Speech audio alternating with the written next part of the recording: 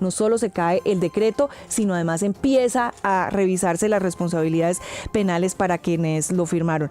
Usted lo ha dicho, ahí dice que sea declarado ilegal o expedido no implica automáticamente responsabilidad penal. Para que exista esa responsabilidad penal se debe cumplir con los principios del derecho, tipicidad, antijuricidad y culpabilidad.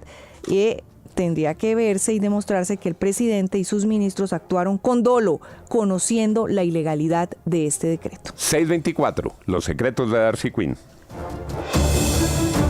Los secretos de Darcy Quinn en la FM. Todos cuando somos jóvenes tenemos miedo de ser grandes. Afortunadamente estamos nosotros, los que estamos disfrutando de la mejor etapa de la vida. Juntos con el Banco Popular, el banco que evolucionó para apoyarnos a todos nosotros, tenemos una gran misión. Demostrarles a los colombianos que con el tiempo vienen más logros, más metas, más satisfacciones y más sonrisas. Ven al Banco Popular, el banco para el mejor momento de la vida. Vigilada Superintendencia Financiera de Colombia. Somos Grupo Aval. Las noticias llegan primero en la FM. Bueno. 6:24 minutos de la mañana. Reacciones, posturas, posiciones frente a esta determinación del Consejo de Estado. Le ha dicho al señor presidente, su decreto tiene que quedar suspendido. Nos parece en este examen preliminar que usted no tenía esa competencia. Vicky Dávila, candidata presidencial. Buenos días. Buenos días, Juan. Un gusto saludarte, saludar a todos los oyentes y a toda la mesa de trabajo. Estamos aquí con Maritza Aristizábal en el canal RCN, conectados en este momento. Saludamos a la audiencia del canal RCN, a la audiencia a través de la app del canal RCN, el YouTube, la FM Colombia. La posición, Vicky, sobre la determinación que tomó el Consejo de Estado. Me parece que es lo correcto, que aquí lo que se demuestra, Juan, sin lugar a dudas, es que cuando funcionan esos frenos, esos contrapesos, cuando funcionan las altas cortes, Colombia se salva. Esa creo que es la conclusión final. Aquí se está respetando la Constitución, se está cuidando la ley, la Constitución, se está cuidando a Colombia y tenemos que agradecer a estos magistrados valientes que no se han dejado amenazar ni se han dejado presionar. Es lo correcto y es lo que necesita Colombia. Vicky, discutíamos ahora en los secretos de Darcy Quinn el efecto que puede esto acarrear en la responsabilidad personal de los ministros. ¿Qué opina usted sobre los ministros? Me cuesta trabajo pensar que les va a pasar algo, porque aquí ha pasado mucho. Ha habido muchos altos funcionarios del gobierno enredados en mil cosas y ahí están, con más poder y en una situación favorable. Entonces, soy escéptica, pero evidentemente el gabinete, los del gabinete que firmaron, sabían lo que estaban firmando, sí tenían las alertas, fue un debate nacional. Ellos sabían que era ilegal firmar ese decretazo simplemente porque el Senado ya había dicho que no. Y punto, se necesita el aval del Senado. Poniéndonos en el escenario de que usted llegara a la presidencia en 2026, ¿cómo manejaría usted una situación similar? Usted quiere sacar una cosa que a usted le parece que es importante y primordial para el país, un decreto, y hay muchas dudas y hay polémica, como hay con muchas de estas situaciones y las hemos tenido también en el pasado. ¿Usted le diría a sus ministros, el que no quiera firmar se va del gabinete? Claro que no. Yo creo que lo que pasó con el decretazo no pasaría en un gobierno normal. No pasaría en un gobierno que respete la Constitución, que respete la ley, en un gobierno que escuche, en un gobierno que no imponga, sino que haga consensos. Eso es completamente distinto. Por supuesto que nunca pasaría. Vicky, ¿cómo califica esa insistencia del presidente Petro en esa consulta? Y bueno, incluso frases que ha lanzado en algunas intervenciones públicas sobre llamar a una constituyente. ¿Qué hay detrás de eso? Una amenaza y un deseo inmenso de arrinconar a todos aquellos que no están de acuerdo con este proyecto político destructivo, y creo que en el fondo del alma también un deseo inmenso de perpetuarse en el poder. ¿Usted cree que vamos a tener elecciones normales? A propósito de esto último, la intención de perpetuarse en el poder, ¿cree que vamos a tener elecciones? Si las instituciones funcionan, si los ciudadanos hacemos la tarea si cuidamos las elecciones, si protegemos al registrador, a quien han tenido amenazado también con denunciarlo por prevaricato, por sedición. Hombre, si hacemos la tarea, instituciones y ciudadanos, tiene que haber esas elecciones libres y democráticas. No me gusta, Juan, decir no va a haber elecciones. Es un riesgo, es lo que quisieran quienes quieren este caos para Colombia, pero no lo podemos permitir. Necesitamos que haya esas elecciones, necesitamos cuidarlas y necesitamos, hombre, que las instituciones hagan lo que toca. Mire lo del decretazo. Cuando las instituciones funcionan, Colombia se salva. Fíjese usted, Juan, que en cambio en la Corte Constitucional, donde ya el gobierno tiene mayorías, ya se le salvó la reforma pensional, por lo menos por ahora. No se le murió. Allí ya estamos viendo una vete. Y a mí me gustó mucho lo del profesor Gaón ayer, cuando al final les dice a los magistrados que hagan la tarea, que cuiden a Colombia, que cumplan con la Constitución y la ley. Se volvió esto un debate nacional, un tema nacional, y eso es lo que tienen que hacer en las altas cortes. Sobre esa entrevista, de ese debate del doctor Gaona, él habla de un carácter autoritario del presidente. Lo tiene. ¿Lo tiene? Lo tiene. Yo creo que no hay duda de eso, pero Colombia tiene que sobrepasar eso. Los colombianos, yo digo, han tenido que sortear muchas cosas a lo largo de la historia. En el ADN de Colombia, de los colombianos, está sortear las dificultades. Logramos sortear a Pablo Escobar, al Cartel de Cali, a las FARC en su versión 1, el ELN, los paramilitares. Hemos tenido que luchar mucho, los desastres naturales. Así que creo que esto también lo vamos a sobrepasar. Es una amenaza, claramente. Este gobierno es una amenaza a la democracia, a la libertad, a la institucionalidad y al orden, pero vamos a sobrepasar esto y el 7 de agosto del 26 Colombia tomará un nuevo rumbo. Bueno, candidata, usted decidió seguir adelante con su campaña. El lunes inscribió su comité de recolección de firmas que se llama Valientes y lo hace, digamos, en medio también de una incertidumbre. Es decir, el Centro Democrático decidió suspender por ahora su campaña. Obviamente todo lo que ha pasado con Miguel Uribe, usted estaba muy pendiente. ¿Por qué decidir, pues, seguir finalmente con la campaña, inscribir el movimiento y empezar a recoger sus firmas para inscribir formalmente su candidatura? Porque no nos podemos rendir, no nos podemos doblegar, y de esta manera el movimiento Valientes ya es una realidad. Ya es una realidad. Nos inscribimos ante la registraduría y vamos a ir por toda Colombia. Pedimos que nos den las garantías, por supuesto, del caso en materia de seguridad, para poder cumplir con esta labor democrática. Aquí no se trata de personas, Juan, Darcy, William, Fernando, sino que se trata de una tarea democrática. Tenemos que tener garantías para hacer la campaña presidencial, no una persona. Todos, absolutamente todos los aspirantes presidenciales. Y me gusta mucho que se llame Valientes. Vicky, y quería preguntarle eso precisamente. ¿Por qué Valientes? ¿Por qué no patriotas? ¿Por qué no colombianos? ¿Por qué no demócratas? ¿Por qué no libertarios? ¿Por qué Valientes? Colombia, avanza Colombia. ¿Por qué Valientes? ¡Viva Colombia! Yo creo que fue casi que una inspiración, Juan, porque este nombre lo escogimos hace mucho tiempo atrás. Ya lo teníamos, lo estábamos trabajando para poderlo presentar en todos los requisitos de la registraduría y se da esta coyuntura. Lo que pasa es que la valentía está en el ADN de los colombianos. Hemos tenido que pasar a lo largo de la historia tanta violencia, tantas cosas, sobreponernos a tantos obstáculos y los colombianos seguimos de pie. El mandato del domingo, Juan, fue ese: seguir adelante, seguir unidos y de manera valiente para rescatar a Colombia. ¿Se necesita ser valiente para enfrentar a Gustavo Petro y al petrismo? Se necesita ser valiente para defender la democracia. Se necesita ser valiente para defender la libertad. Se necesita ser valiente para defender las instituciones. Y se necesita ser muy valiente para defender el orden, para que Colombia pueda cambiar su rumbo. Y creo que Colombia está llena, millones de valientes. Es lo que hay en Colombia. Fíjese usted, Juan, que incluso uno puede verlo en las cosas cotidianas. Valientes las mamás que se levantan a trabajar. Valientes las mujeres que solas les toca levantar la familia. Valientes los que sienten miedo y aún así actúan, hacen lo que toca. Valiente este hombre que nos está escuchando en este momento y que va en el taxi y que le toca ese servicio nocturno y que apenas está entregando. Esos son los valientes de carne y hueso. ¿Y sabe qué más? Los que no roban, los que no defraudan al Estado, teniendo todas las opciones y todas las herramientas para hacerlo y deciden no.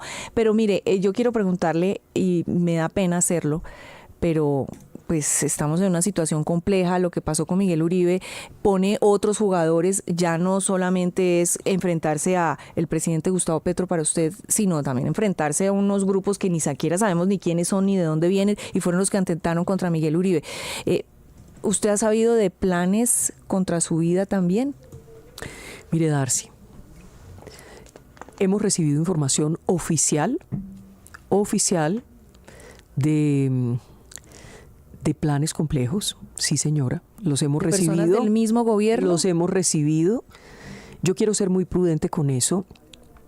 El director de la policía se ha comprometido a reforzar el esquema de seguridad. Ya ese reforzamiento del esquema de seguridad en el caso mío empezó, pero quiero aprovechar esta oportunidad para decir que todos los aspirantes presidenciales necesitan tener la seguridad para ir a las calles. No quiero pedir solo por mí o por mi familia. En el caso mío, el director de la policía, el director de protección, ha dispuesto un reforzamiento de la seguridad porque evidentemente ha habido información oficial muy grave en torno a mi seguridad y la de mi familia. ¿Y esto cómo cambia su campaña? Es decir, ¿esto cómo afecta su campaña de aquí en adelante? Una cosa era la que usted había pensado y otra cosa es la que le va a tocar hacer.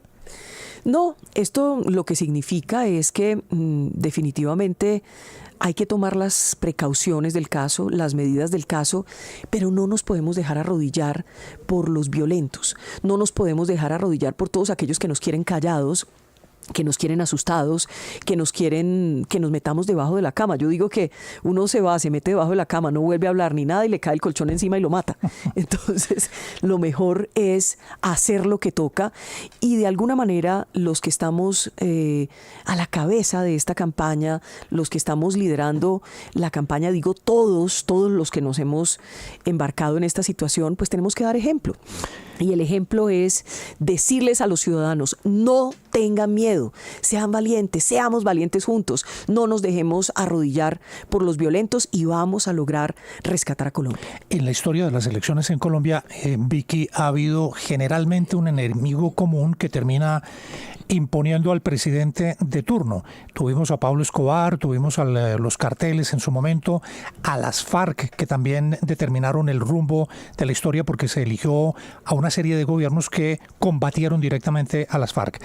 ¿Está pasando eso con el atentado a Miguel Uribe? ¿Ese hecho ha logrado unir la dispersión de candidatos que había en el país en torno a un enemigo común? Más allá de cualquier análisis que pueda hacerse, hay un mandato en las calles. Así lo siento, así fue la marcha del silencio el pasado domingo. Yo le digo una cosa, William, yo cumplí con ese silencio. Cumplí, no di ninguna entrevista, no hice ningún pronunciamiento, estuve con la gente en la calle y observé mucho el clamor nacional. Y ese clamor nacional es: hay que estar unidos, llegar unidos y unidos vamos a vencer. Los valientes vamos a vencer unidos, pero ¿sabe cuándo? El 31 de mayo del 26.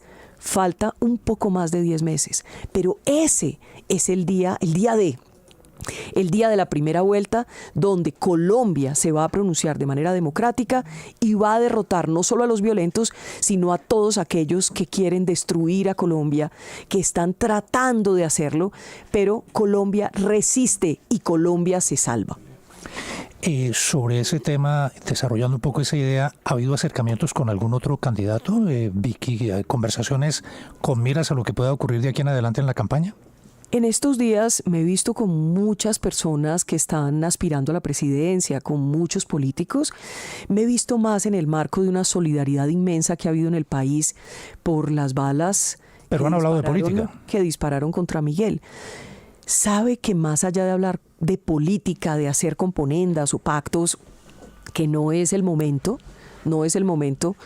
hemos estado mirando la situación que está viviendo Colombia, entendiendo que hay que seguir adelante, que no podemos darle un solo triunfo más a la violencia o darles un solo triunfo más a los violentos. Pero tengo toda la fe, William, que con ese mandato ciudadano, porque Colombia cambió otra vez, la campaña cambió el día que le dispararon a Miguel. Y creo que los colombianos, los que están en la calle, los de carne y hueso, lo que quieren es que salgamos de esto. Hay un mandato para recuperar la seguridad, queremos un país seguro. Hay un mandato para que la economía pueda redireccionarse y el país pueda florecer. Hay un mandato para atender a los pobres como toca, para cumplirlos. Y hay un mandato, sin lugar a dudas, para hacer las reformas sociales y para recuperar el sistema de salud. Hay un mandato para que haya oportunidades para todos. En eso tenemos que trabajar sin egos, sin pensar en nombres en particular, sino que tenemos que lograr un propósito. El propósito es rescatar a Colombia. Desde Medellín, por aquí estamos.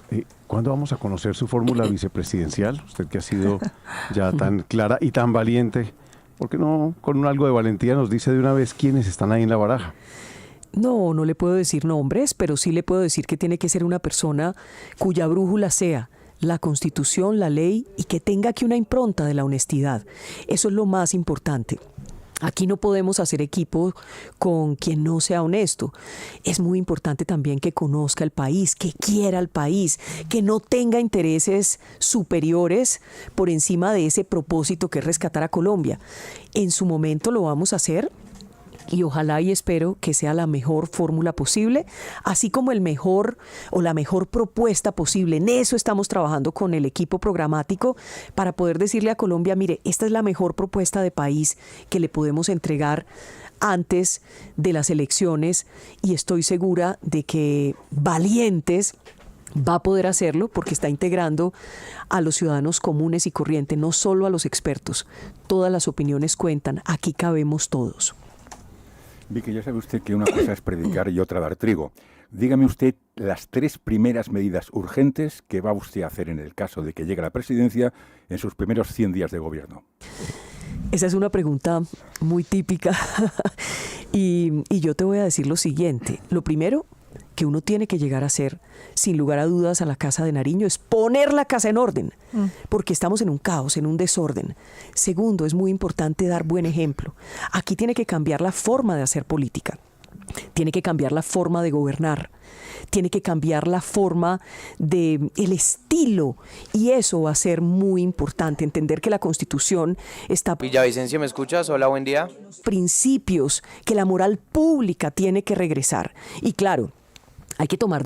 Hola, Villavicencio, hola. Política o en materia de gobierno, como 7 de agosto del 2026 se acaban los procesos de paz, de la paz total. Ese mismo día se empieza a recuperar la confianza inversionista. ¿De qué manera? Hola, Villavicencio, buen día. Consensos con el Congreso de la República. ¿Me escuchas? Hola, Villavicencio, hola. Toca en materia de gasto público. ¿Me escuchas bien? Hola. Hay que cuidar la plata pública, la plata de los colombianos. Hay que hablar con la banca multilateral. Hay que recuperar la confianza en Colombia. Y por supuesto, hay unas cosas que son de manera urgente, que se tienen que empezar a trabajar, sin lugar a dudas, y es que tenemos que mirar qué está pasando con la cartera de la DIAN, por ejemplo. ¿Cómo hacemos para recuperarla de manera urgente, señor? Justamente eso, Vicky, y metiéndonos en el terreno económico, 4 frentes que usted tiene que atacar. El país, usted lo va a recibir muy endeudado, usted tiene una estrategia clara de impuestos, pero ¿cuál es esa estrategia de impuestos? 2, ¿cómo va a ser para que el país crezca más? ¿Cómo se va a bajar la informalidad sobre todo? ¿Y qué va a pasar con el petróleo? Como que para que englobemos un poco. Entonces y voy a empezar por el final. Tiempo, claro, vayan una a una. Arranquemos por los impuestos. Usted se adelantó al 10-10-10. Sí, y es una propuesta que yo creo que es un debate que se debe dar en el país, el 10-10-10. Donde se plantea hasta un 10% de impuesto de renta a las empresas, hasta un 10% de impuesto de renta a las personas y un IVA que se convierte en un impuesto al consumo de hasta el 10%. Pero la economía, la macroeconomía, se ha deteriorado, tiene unas alertas encendidas. Ya el 10-10-10 no puede ser el primer apoyo de una propuesta económica en Colombia. Lo que tenemos es un plan de choque. Un plan de choque que se tiene que implementar desde el día 7 de agosto del 2026, que incluye el recorte del gasto, la atención del déficit, que claramente con el recorte del gasto se va a poder solventar. Hay que atender el tema de la deuda. El tema de los impuestos sale con el 10-10-10 y sería un proyecto de ley radicado. Exacto, el 7 una de agosto discusión del nacional. 2026. Ojalá pudiéramos llegar a estos impuestos planos. Pero aquí hay que atender es el tema económico de la segunda, ¿cómo atender la deuda externa? Una deuda externa que va a pasar del 55 al 62. Todo tiene que ver con ese plan de choque, Fernando, sin lugar a dudas. Aquí nos toca primero, y usted que es un experto en materia económica lo sabe, primero que todo vamos a tener que hacer un ajuste del cinturón, el que nos toque hacer. Y yo ya lo he dicho, vamos a tener que tomar algunas entidades y mirar, ¿se están duplicando funciones? Bueno, entonces vamos a reducir burocracia, vamos a mirar qué es lo que no está funcionando, vamos a mirar dónde no estamos siendo eficaces. Tenemos que buscar un Estado más pequeño y más eficaz. La deuda pública es una cosa que está desbocada. ¿Por qué? Pues por el gasto.